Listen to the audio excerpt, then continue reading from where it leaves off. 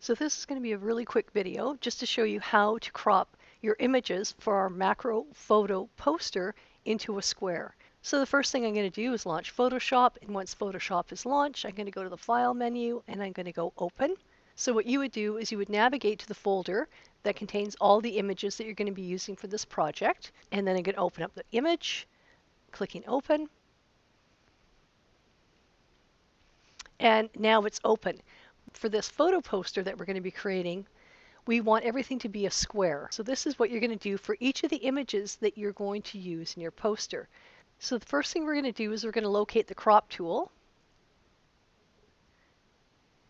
And it should be sitting in the space 1, 2, 3, 4, 5 down. And it looks like this. And we're going to click on it. And then we're going to set the ratio for the crop tool. So while the crop tool is selected, this information should become available.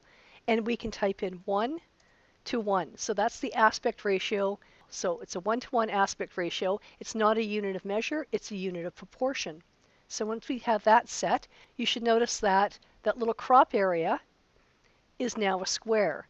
And then you can click within the square and adjust the positioning of your image. Consider the rule of thirds, and notice that we have our grid lines here to use as reference. So as you're making choices about how you want to crop it, it's really just a matter of moving it horizontally in one direction or another until you like that composition. Once you're happy with the crop position, you can press return on your keyboard and the image is now cropped.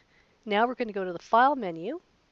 We're going to go to Save As because we want to maintain that original image that you had, and then we want a separate version that's cropped.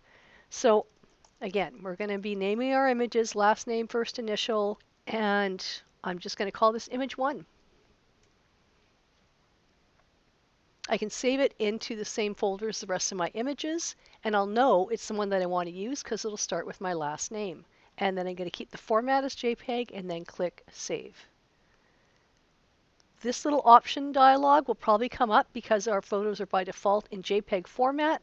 Make sure that you ask for baseline standard and the quality as maximum quality. And you can do that by selecting this or clicking and dragging the slider.